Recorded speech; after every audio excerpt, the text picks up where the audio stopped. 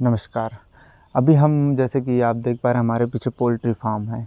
इस poultry farm में batching system से जो है मुर्गी पालन किया जाता है और बेचिंग सिस्टम में हम किस तरीके से मुर्गी पालन कर सकते हैं या कैसा बेचिंग सिस्टम में करना चाहिए और बेचिंग सिस्टम में करने के बाद खुद का काउंटर लगा के किस तरीके से हम जो है इस फार्म से अच्छा खासा अर्निंग ले सकते हैं, इस चीज़ को इस फार्म के जो हमारे ओनर हैं वो इस चीज़ को बताएंगे और समझाएंगे।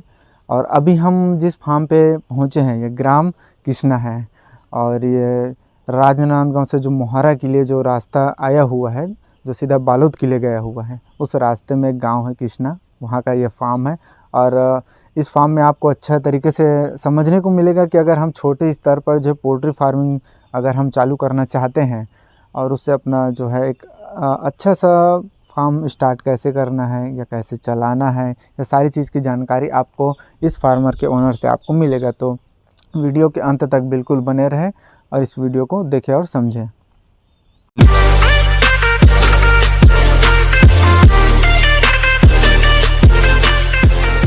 नमस्कार दोस्तों, आप सभी का स्वागत करता हूं एक बार फिर से इस वीडियो पर। और अभी हम मौजूद हैं पोल्ट्री फार्म में, हमारे साथ फार्मर हैं अभी। और इस पोल्ट्री फार्म में प्राइवेट मुर्गी पालन किया जाता है। इस पोल्ट्री फार्म में बेचिंग सिस्टम से जो है पालन किया जाता है और स्वयं के द्वारा जो है कटिंग का भी काम किया जाता है, काउंटर चलाया जाता है। तो इस फार्म से हम समझेंगे कि किस तरीके से आप पोल्ट्री फार्मिंग कर सकते हैं और किस तरीके से करना चाहिए यदि आपको प्राइवेट करना है तो, और छोटे स्तर पर करना है तो ये वीडियो आपके लिए काफ़ी अच्छा होने वाला है। तो वीडियो के साथ बने रहिए और हम आपको बताएंगे कि किस तरीके से जो मुर्गी पालन किया जाता है। ये है बॉयलर मुर्गी है और इसके बारे में हम जानकारी लेंगे हमारे फार्मर से। तो इस वीडियो को आप लास्ट तक बिल्कुल देखें ताकि आपको अच्छा खासा जानकारी मिल सके। और हमारे चैनल पर आप अगर नए आए हों तो हमारे चैनल को बिल्कुल सब्सक्राइब कर ले। तो चलिए हम परिचय लेते हैं हमारे फार्मर से। जी नमस्कार। नमस्कार। अपना एक प्यारा सा परिचय दीजिए। मेरा नाम घनाराम सिन्हा है जी। गांव है ग्राम कृष्णा, जी। पोस्ट फरतफोन, जी। तहसील डौंडी लोहारा, जी। जिला बालोद, जी। छत्तीसगढ़। जी। तो ये इनका एड्रेस है यहाँ का और इन्होंने अपना परिचय दिया है।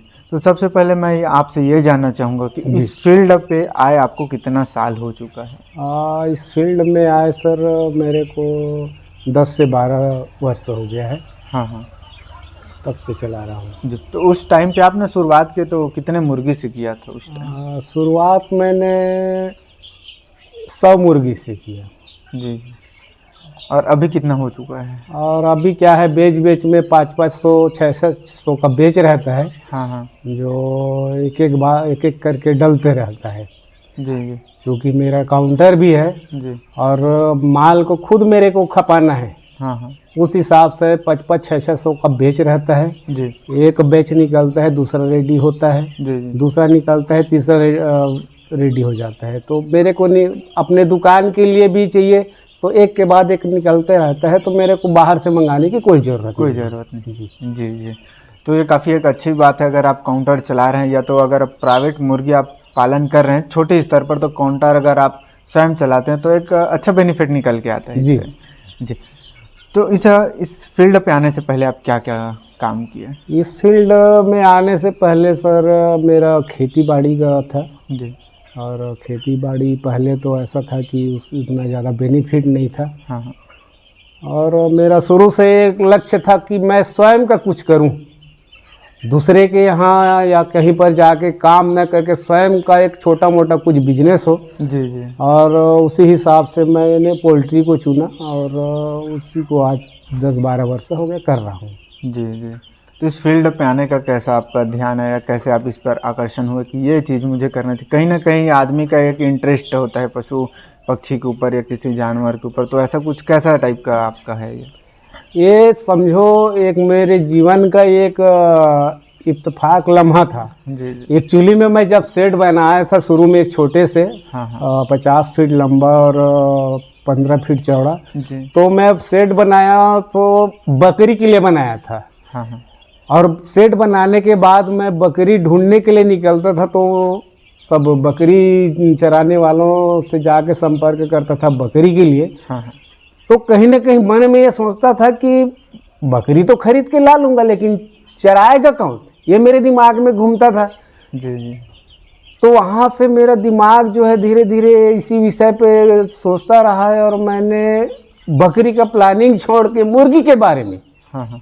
मुर्गी अगर मैं खुद शेड बनाया हूँ, मुर्गी को स्वयं मैं पालन कर सकता हूँ, देख रेख स्वयं कर सकता हूँ, तो लेबर का जो ये बच जाएगा। जी बिल्कुल। तो इस हिसाब से मैं मुर्गी का काम शुरू किया, मुर्गी पालन का, जी और वही अभी तक के चल रहा है।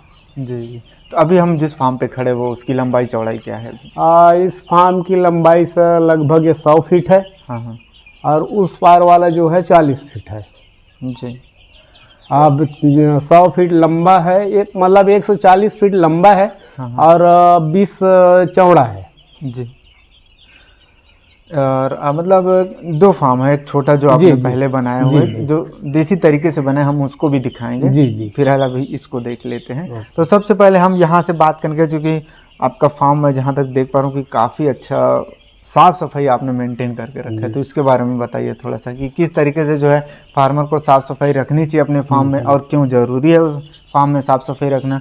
क्योंकि मैं जब से आया हूँ मैं देख रहा हूँ कि काफ़ी बेहतर आपका फार्म मुझे लग रहा है, साफ़ सफाई आपने इतने अच्छे तरीके से मेंटेन करके रखी। इसके बारे में बताइए सर। पोल्ट्री आप कर रहे हो या ये करना चाह रहे हो, तो सबसे पहले तो आपको पोल्ट्री का जो है शेड का साफ सफाई, हाँ हाँ। ये तो बहुत अनिवार्य है। जी बिल्कुल बिल्कुल। अगर आप कितना भी अच्छा से फार्मिंग करें, और अगर आपका शेड में साफ सफाई नहीं है, हाँ। तो आपके फार्म में कहीं कभी ना कभी वायरस आने का खतरा रहेगा, जी भी अनेक प्रकार की बीमारी आएंगे। हाँ। तो सबसे पहले तो है फार्म की शेड की साफ सफाई एकदम अनिवार्य है, जी तभी आके आप एक अच्छा से फार्मिंग कर सकते हैं।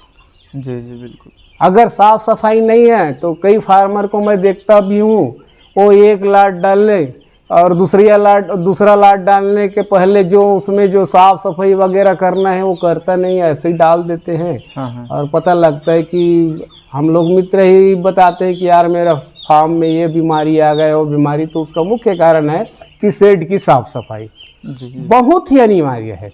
बिल्कुल। तो इसीलिए मैं साफ सफाई में विशेष ख्याल रखता हूँ। आप ही देखो आज चूना सब लगा हुआ है, आज चूना का छिड़काव किया हूँ पूरा। जी जी। शेड सूखा रहता है इससे बढ़िया। तो ये सब चीज़ें सर, साफ सफाई बहुत अनिवार्य है। जी जी। और एक चीज़ अभी एकदम बढ़िया सा सिस्टमेटिक से लगा हुआ है जी। यहाँ पे आपने साफ सफाई रखा है। जी। देखो 3 पार्टीशन में है और चौथा भी है आपके जी पास। जी जी। पहला एक साफ सफाई का है, दूसरे में आपका बच्चा है, जी तीसरे में उससे बड़ा बच्चा जी। है, और चौथे में उससे बड़ा बच्चा है। जी जी। हम सबको दिखाएंगे। जी। तो अब चलिए हम साफ सफाई अपने फार्म का कर लिया जी। है ना। जी। अब उसके बाद जैसे अपना चिक्स आया, जी। तो चिक्स आने की तैयारी क्या करते हैं आप? चिक्स आने की तैयारी वही है सर, साफ सफाई के बाद आपको भूसी डालना है। हाँ हाँ। भूसी डालने के बाद चिक्स गार्ड जो लगाते हैं, जो टीन जो लगा हुआ है, जी जी। टीन का प्लेट, उसको आप एक राउंड आकार में लगाएं। हाँ हाँ। कोना ना रहे। जी कोना रहने में क्या रहेगा कि बच्चा वहीं पे जाके पूरा ये जाके बैठेगा, और सभी बच्चा जो है एक जगह इकट्ठा होकर एक दूसरा के ऊपर दब के नीचे वाला मर जाता है। जी। तो आप राउंड आकार बनाइए। जी। राउंड आकार बनाने से एक जगह इकट्ठा नहीं होते, सब बारी बारी से पूरा बैठते हैं। तो यही है कि बच्चा आने के पूर्व ये सब चीज़ तैयारी है। और जैसे लाइट है, हाँ हाँ। आपको हैलोजन है आपके यहाँ तो हैलोजन लगा सकते हैं। जी। आपके पास अगर ब्रूडिंग हीटर है तो आप हीटर का भी उपयोग कर सकते हैं। जी। तो 1 से 2 रोज़ तो आपको उसको अच्छा टेम्परेचर में ही रखना पड़ेगा, जी जी। तभी बच्चा सही ढंग से तैयार होगा। जी। टेम्परेचर कितना देते हैं आप इनको? और टेम्परेचर सर ऐसे तो मेरे पास उतना कोई मीटर वीटर तो नहीं है। जी। मैं अंदर जब चिक्स रहता है अंदर घुसता हूँ तो एक फार्मर को स्वयं को एक मालूम हो जाता है कि वो स्वयं फार्मर ये महसूस करता है कि हाँ टेम्परेचर सही है। वो घुसेगा उसको खुद महसूस हो जाएगा कि टेम्परेचर सही है। जी जी। क्योंकि वहाँ का जो टेम्परेचर ही एक व्यक्ति से कोई पता लग जाता है कि टेम्परेचर सही है। और ऐसे अंदाज लगाया जा सकता है टेम्परेचर सही मतलब हर जो बच्चा है हाँ हाँ। वो अलग अलग बैठा रहेगा। और ये दूसरे जान लो पे नहीं टेम्परेचर मैनेज नहीं है तो एक दूसरे के ऊपर वो झुंड में बैठा रहेगा। हाँ हाँ। इससे साफ है पता लग जाता है कि टेम्परेचर सही है अच्छा, या टेम्परेचर सही नहीं है। ऐसा। जी जी। अच्छा, एक चीज़ और बताइए, जैसे कि हम हेचरी से बच्चा मंगा रहे हैं, जी। उस टाइम पे सावधानी क्या रखना चाहिए ताकि हमारा बच्चा अच्छे से ग्रोथ करे या अच्छा से रहे? कोई उस टाइम का कुछ ध्यान देने वाली बातें बताइए। उसके लिए सावधानी यही है सर कि आप अपने शेड में जैसे चिक्स वाले बच्चा वाले जो गाड़ी आता है उसको आप फार्म के बाहर ही खड़ा करें, जी। है ना। फार्म का कोई भी वो जो गाड़ी में जो भी आया है वर्कर वो आपके फार्म के अंदर ना घुसे, क्योंकि वो अनेक फार्म से गुजरता हुआ आता है, बिल्कुल तो बिल्कुल। है ना। उसके साथ कई प्रकार का वायरस रहता है, तो वो आप उसको फार्म में ही बाहर में रखें जी। और चिक्स को अपन खुद अंदर लाएं, जी। अंदर लाएं और ला के छोड़े। और उसमें एक बात और मैं बताना भूल गया, चिक्स से छोड़ने से पहले आप उसको दाना तुरंत ना दें, जी। कम से कम 1-2 घंटा के अंतराल रखें। अंतराल में। जी। आप उसको गुड़ का पानी पिलाएं, हाँ हाँ। है ना। जी। और उसके बाद 1-2 घंटे के बाद आप दाना दें।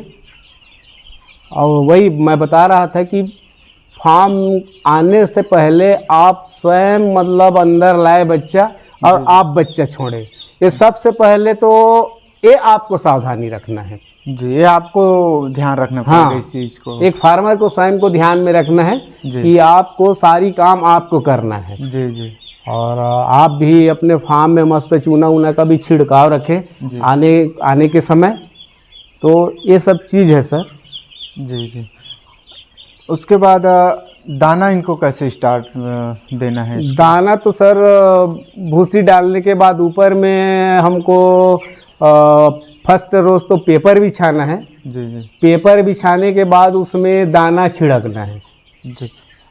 फीडर में स्टार्टिंग में नहीं देना है? नहीं, आप दे सकते हैं 1-2 फीडर लगा दो ताकि छोटा छोटा बच्चा जो है उसमें भी खाने की आदत पड़े, सिखाने के लिए। हाँ सिखाना है उसको। हाँ हाँ। ताकि आज जिस दिन आप डब्बा लगाओगे उस दिन वो दाना के लिए भटके ना।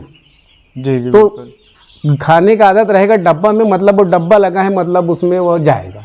हाँ। इसलिए हम एक आदत डालने के लिए ना 1-2 डब्बा में दाना डालते हैं शुरू से दिए। जी। जी। ऐसा है।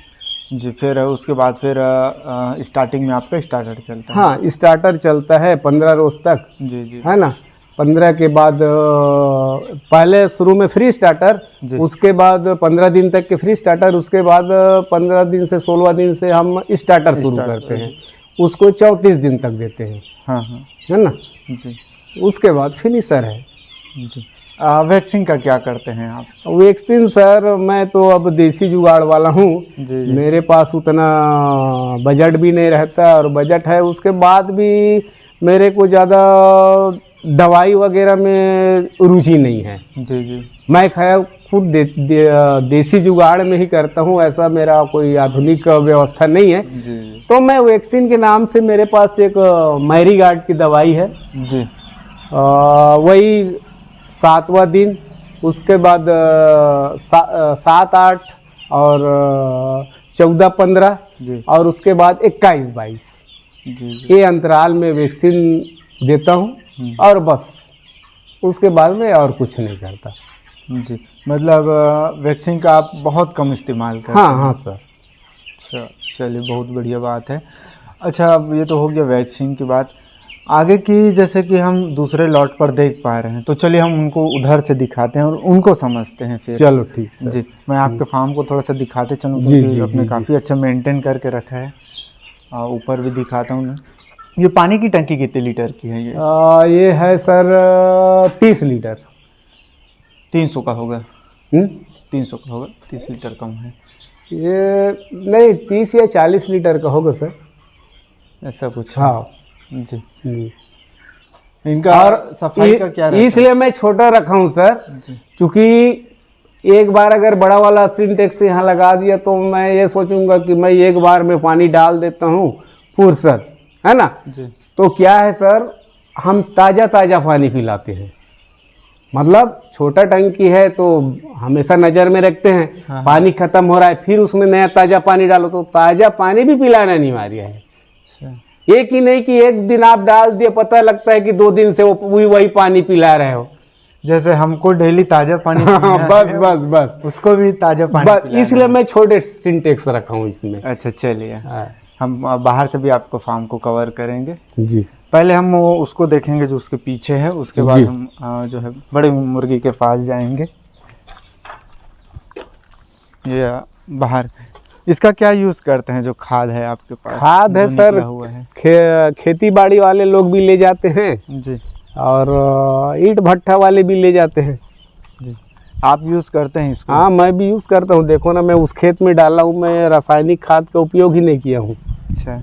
वो देखो धान अभी निकल रहा है, हाँ हाँ। मैं उसको मुश्किल से 5 किलो पोटास और 5 किलो यूरिया छिड़काव किया हूँ अभी तक के, जी। और फसल निकल रहा है अब।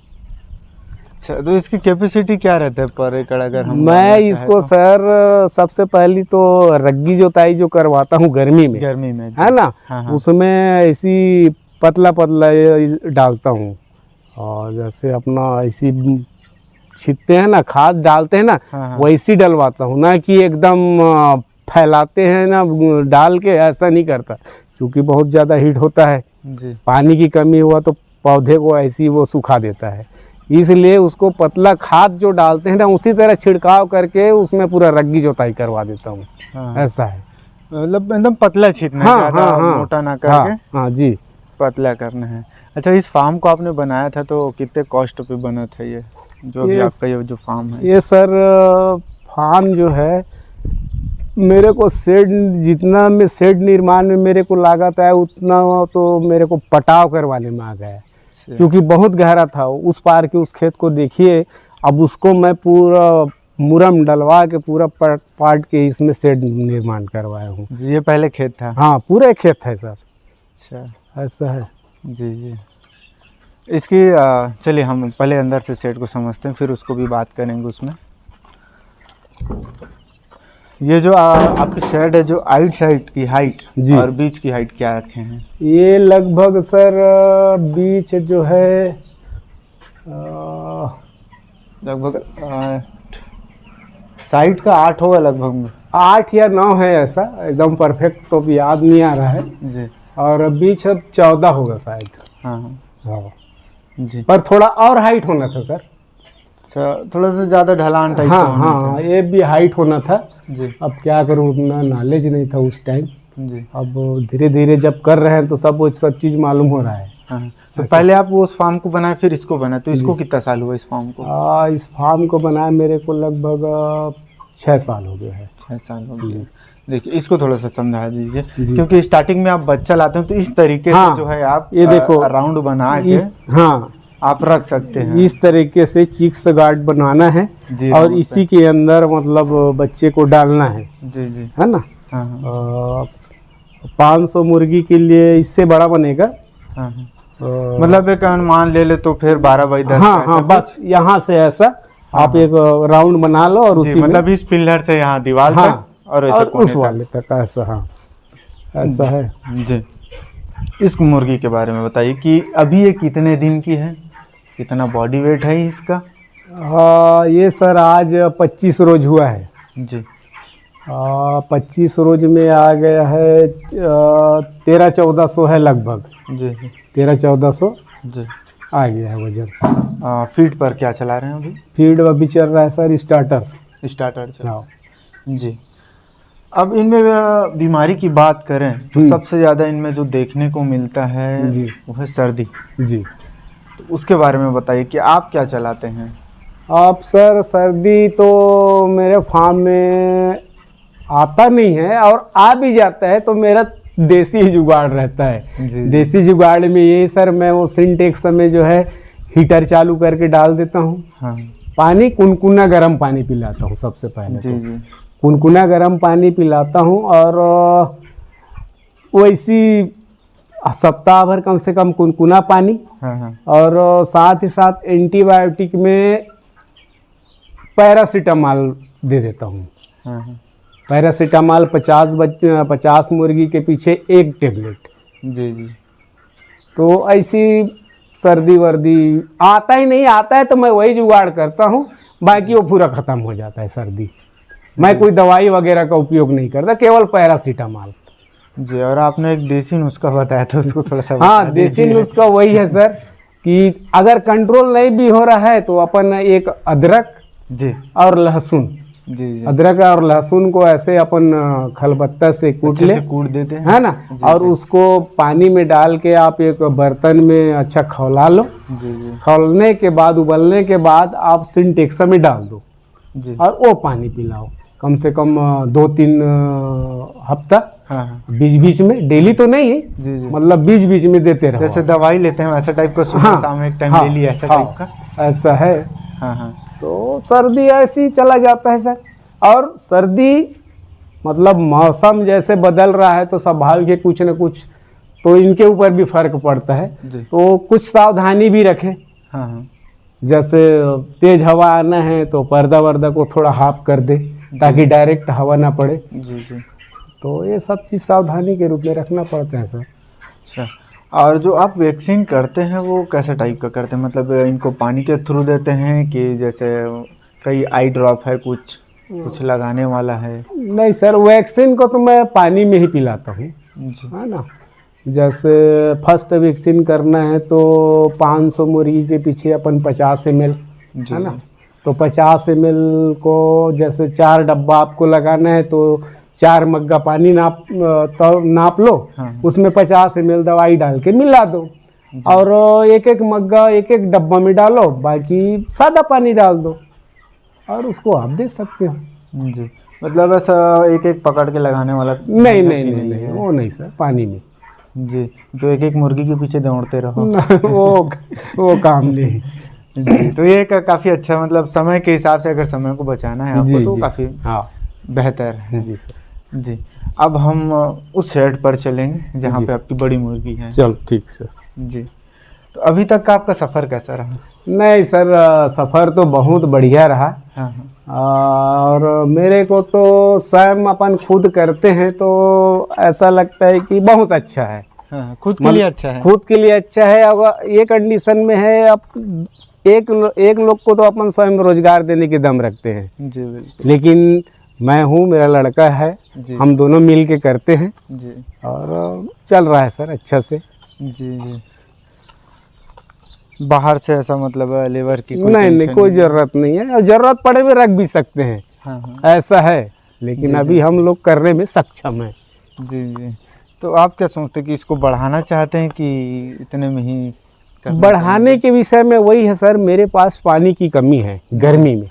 हाँ हाँ, अभी तो पर्याप्त है, लेकिन गर्मी जैसा ही गर्मी एकदम टाइट होता है ना, जी उस टाइम में थोड़ा सा मेरे बोर में पानी की कमी है, जी, तो इस वजह से बढ़ाने के विषय में सोचता भी हूँ, लेकिन वहीं पे जाके रुक जाता हूँ कि गर्मी में पानी मेन है। जी जी, क्योंकि आपको फार्म चलाना है तो जी। बिजली पानी, ये देखो ना, और आने जाने की आइए ना सुविधा। इधर, ये पानी की जुगाड़ के लिए एक टंकी भी बनाया हूँ।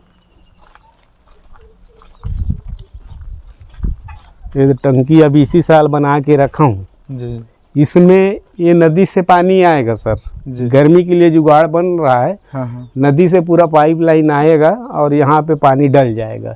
जी दिन पैक अगर पे टंकी पूरा भर गया तो दिन भर के लिए पानी, और केवल पीने के लिए पानी कमी नहीं है, गर्मी में जो स्प्रिंकलर चलाना है जी जी, उसके लिए कमी है, तो उससे पूर्ति यहाँ से होगा। जी जी, क्योंकि उस टाइम पे टेम्परेचर बहुत ज़्यादा हाँ, तो मैनेज करना पड़ता है स्प्रिंकलर चलाना है, उसमें। जी जी तो इसी के लिए टंकी बनाया हूँ सर, जुगाड़ कर रहा हूँ। जी जी, ये फार्म कितने बाई कितने का है ये है सर 40 फीट लंबा है जी और ये भी शायद 20 फीट चौड़ा है। जी, अब यहाँ की जो मुर्गी है इनके बारे में बताइए कि ये कितने दिन का है? ये मुर्गी है सर, आज हुआ है इसको 52 दिन। 52 दिन। अभी इसका बॉडी क्या होगा? मुर्गा जो है सर करीबन 3-3.5 किलो, 36-37 है, हाँ हाँ, मतलब 3.5 किलो से भी ऊपर मुर्गा है, जी जी ऐसा है जी। तो आप क्योंकि स्वयं काउंटर चलाते हो तो आपको इतना दिक्कत नहीं है? जी जी। जी, तो आप स्वयं काउंटर चलाते हैं, आप स्वयं काउंटर चलाने में आपको क्या प्रॉफिट मिलता है? या आप क्या समझते हैं कि स्वयं जो चलाने से अच्छा एक बेनिफिट मिल सकता है ऐसा टाइप का? इसमें सर काउंटर का ये जो ध्यान मेरा जब गया, हाँ हाँ पहले अपन कोचिया के ऊपर डिपेंड थे, जी तो आज के डेट में ऐसा है कि कोचिया जो है जो माल उठाते हैं वो भी छोटे छोटे जो कटर हैं वो भी कंटिन्यू नहीं ले जाते हैं, जी तो उसके ऊपर अपन को डिपेंड रहना पड़ता था। जब वही ले जाएगा तब अपना माल बिकेगा। जी जी तो कुछ दिन तो ऐसे ही चलाया, लेकिन देखा मेरे को इसमें नुकसान हो रहा है, तो मैंने स्वयं काउंटर लगाने का एक विचार लगाया। और उसमें क्या है, स्वयं का काउंटर है, मतलब अपन जो उत्पादन कर रहे हैं उसको खपाने की भी दम हम में है, जी बिल्कुल है ना। जी तो उसमें सर टाइम में अपना माल उड़ जाता है, प्लस उसमें अपने को कटर से कहीं ज़्यादा बेनिफिट अपन को मिल जाता है। जी जी क्योंकि जैसे कि फार्मर से जो है सेल्समैन खरीद रहा है, जी फिर वो कटर को बेच रहा है, तो हाँ। जो उसके बीच का जो पैसा है वो आपको ही मिलना है। हाँ ठीक सर, है ना। जी जी तो वो एक कहीं ना कहीं एक बेनिफिट है वो। जी जी जी जी इस तरीके से आप करते हैं। जी। रेट का थोड़ा सा दिक्कत है हमारे यहाँ, तो उसके बारे में क्या बोलना, क्योंकि कल का रेट बहुत डाउन था। अगर हम मुर्गी और मतलब दाना और मुर्गी का और बिजली का निकाले तो फिर 1 किलो की मुर्गी के हिसाब से भी बहुत ज़्यादा रेट है, तो इसके बारे में क्या कहना है आपका? अब सर रेट के बारे में तो आपको क्या बताऊं, रेट तो ऐसा है सर कि लागत भी वसूल नहीं हो पा रहा है। जी जी और साथ ही अपन कुछ खुद का काउंटर है तो कुछ मैनेज कर ले रहे हैं, हाँ हाँ लेकिन अगर इसी माल को अपन कोचिया को देते, कटर को, काउंटर और अन्य काउंटर वाले को, तो अपन को कुछ नहीं मिलता। और कुछ समय से रेट तो इतना डाउन हो गया है कि प्राइवेट फार्मर तो सड़क पे आ भी सकता है, और कई जने आ भी गए हैं सर, जी ऐसा है। जी क्योंकि मेन चीज़ इसमें रेट ही है, ऐसा है। हाँ। और आज के डेट से देखो तो लगभग 90-93 रुपए केजी है आज। हाँ तो उसके हिसाब से अगर हम लागत निकालते तो कहीं ना कहीं थोड़ा सा प्रभाव पड़ता है जी फार्मरों को। जी जी जी। जी तो क्या कहना चाहेंगे आप मुर्गी पालन के बारे में? अब आपका क्या राय है इसमें? मुर्गी पालन के बारे में मेरा यही सुझाव है अपने भाइयों से, या जो नया करना चाह रहे हैं या जो कर रहे हैं प्राइवेट। जी अगर प्राइवेट कर रहे हैं तो आप कहीं ना कहीं आप खुद अपना एक काउंटर देखें कोई अच्छा से जगह में, जी जी जहाँ सेंटर पर जगह देखिए। अपन खुद अपना माल खुद खपा सके, जी तभी एक प्राइवेट फार्मर जो है कुछ कर सकता है। अन्य कटर के अंदर डिपेंड रहने से आपको जो करना चाहिए आपको, या जो कमाई होना चाहिए, वो नहीं हो पाएगा। जी तो मेरा सबसे पहला तो सुझाव यही है कि आप स्वयं प्राइवेट फार्मिंग कर रहे हो तो स्वयं आप छोटा मोटा एक काउंटर रखो। जी और बेचिंग सिस्टम में पाले हाँ। तो ज़्यादा बेटर है। हाँ, और आप खुद काटो तो आप देखेंगे कि आपको ऐसा लगेगा कि काश में पहले काउंटर लगाया होता, तो आज इतना मेरे को जो कमाई होना चाहिए कहीं मेरे को अच्छा कमाई हुआ होता।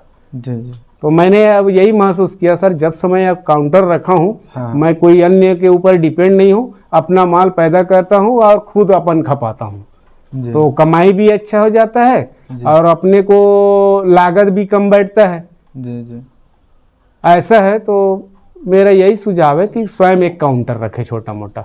जी अगर आप प्राइवेट छोटा अगर फार्म कर रहे हैं तो जी जी जी। जी तो पर लॉट के हिसाब से अगर हम बात करें तो कितना कमाई हो जाता है इससे? मेरे को सर 500 मुर्गी में ही, जी 500 मुर्गी में ही मेरा, जैसे मैं इंट्रीगेशन वाले मित्रों से चर्चा करता हूँ, उन लोग बोलते हैं यार मेरा 3000 का लाट है और मेरे को इस लाट में 50,000, 55,000 या 70,000 ऐसा कुछ मेरे को मिला, ये बोलते हैं। जी तो मैं कहीं ना कहीं मैं ये सोचता हूँ, आप लोग 3,000 पाल के यार 50, 55, 60 कमाते हो, हम तो 500 पाल के 35 से 40,000 तो अपन कमा लेते हैं। जी कॉस्ट कितना आ जाता होगा अगर 500 अगर हम मुर्गी पाल रहे हैं तो? सर कास्ट वही आ जाता है 80-85 के लगभग आ जाता है। जी तो अगर अगर हम कॉस्ट काट के अगर प्रॉफिट की बात करें तो कितना निकल के आता वही 35,000 तो कहीं नहीं जाता। है जी? 500 मुर्गी में ही हाँ हाँ। 35,000 कहीं नहीं मतलब अपना रोजी रोटी कहीं नहीं जाता, जाए। कहीं नहीं जाता सर। तो मैं वही बोलता भी हूँ कि तुम लोग 3,000 पाल के उतना कमाते हो यार, हम तो 500 पाल के उतना कमा लेते हैं। तो उन लोग भी थोड़ा सोचते हैं और कई जने प्रयास भी करते हैं कि अपना भी छोटा मोटा प्राइवेट रखें, हाँ हाँ हाँ लेकिन संभव नहीं है। जी। तो ये है सर।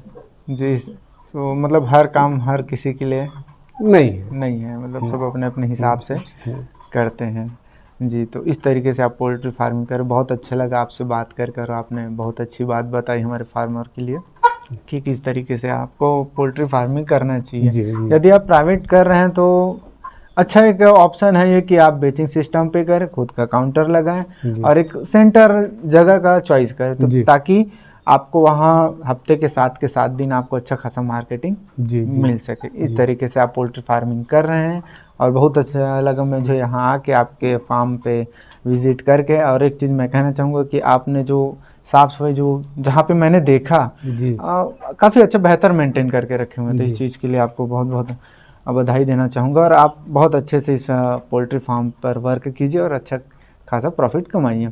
तो बहुत बहुत धन्यवाद। मिलते हैं अगले वीडियो पर, तब तक के लिए जय हिंद, जय भारत, जय छत्तीसगढ़। और जो दर्शक भाई हमारे चैनल पर पहली बार है, हमारे चैनल को सब्सक्राइब कीजिए, साथ ही बेल आइकन को दबाएं ताकि इन फ्यूचर में जब भी नई वीडियो डालूं सबसे पहले आप तक पहुंचे। मिलते हैं अगले वीडियो में, एक नए फार्मर के साथ मिलते हैं और उनका एक फार्म आपको विजिट करवाते हैं और उनसे एक नई जानकारी लेते हैं। तो बहुत बहुत धन्यवाद आपका कीमती समय देने के लिए। जी जी दिल से शुक्रिया अदा करता हूँ। Thank you sir.